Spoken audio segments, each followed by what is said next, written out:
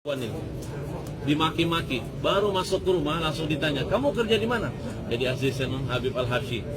Oh, kamu jangan GR ya, kamu datang ke sini bukan karena saya minta, tapi karena anak saya, dan itu pun belum tentu kamu jadi menantu saya.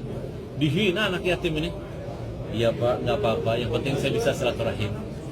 Baru 5 menit dia menghina anak yatim, handphone dia berdering, dia matikan itu, masuk handphone ke handphonenya. Tanah yang dia beli di Surabaya, kalau nggak salah 8 miliar, ditawar oleh pengusaha properti terbesar di DKI seharga 30 miliar. Berkali-kali lipat. Jadi ketiban rezeki, bergemetar tangannya. Hah, benar ini, kamu kerja sama Habib Al-Habsyi? Coba kamu telepon Habib, saya mau ngomong. Jadi asisten saya pasti dia bisa hubungi saya. Dia telepon, Beb, ada yang mau bicara. Nangis-nangis pengusaha itu, Beb, maaf saya udah kasar sama anak buah Habib, Beb. Anak ini bawa berkah, Beb. Saya bilang, gimana nggak berkah? Pertama anak yatim, kedua anak berbakti sama orang tua. Bukti orang yang berbakti sama orang tua itu dekat dengan keberkahan. Masih ingat kisah Umar bin Khattab? Nabi nyuruh Umar. Umar itu statusnya sahabat loh. Disuruh Nabi minta doa kepada orang yang di bawah levelnya Umar, namanya tabi'in. Umar, kalau kamu nanti ketemu lelaki yang namanya Uwais Al-Qarni, kamu minta doanya.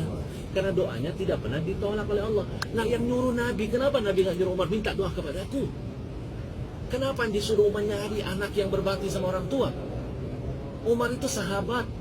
Salah satu sahabat yang Allah takdirkan jasadnya bisa mendampingi jasad Nabi dimakamkan di Madinah, nggak sembarang loh. Nggak sembarang. Kurang mulia apa Umar? Setan lihat Umar aja takut. Nggak kayak kita, setan lihat kita nimbrung. Bayangin, disuruh minta sama orang yang namanya Uwais Al-Qarni, padahal tabi'in, bukan sahabat. Dia nggak pernah lihat Nabi kok, statusnya tabi'in.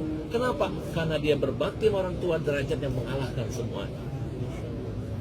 Bayangin, saya bilang yang kamu hina itu anak yang berbakti sama orang tua. Kamu tahu setiap bulan dia bagi gaji untuk orang tua, menangis tuh orang itu minta maaf sama saya. Ustaz, kalau begitu segera kita nikahkan. Kalau baru masuk saya udah kediban berkah, apalagi kita nikahkan. Jadi singkat cerita, 1 minggu berikutnya dinikahkan dulu. Saya datang ke sana, kaget dijemput pakai mobil Alphard masih plastikan. Saya bilang, Farhan, dari mana mobilnya? Dari hadiah mertua. Hebat kamu, saya aja belum punya. Sampai ke sana saya dikasih lihat sama mertuanya, rumah harga 8 miliar. Ini rumah buat Farhan. Hebat kamu ya, saya aja rumah saya belum kelar. Dan terakhir dari mulut mertuanya, Farhan dikasih bisnis jadi direktur properti perumahan. Dari tukang ojek meningkat derajatnya menjadi properti direktur. Kenapa? Karena dia selalu menciptakan senyum di hati ibunya. Ayahnya meninggal, gajinya semua dia kasih ibu. Jadi antum kalau pelit sama orang tua rugi. Nggak perlu antum cari keramat yang lain. Cukup keramat hidup orang tua, berkah. Terima kasih Ustaz.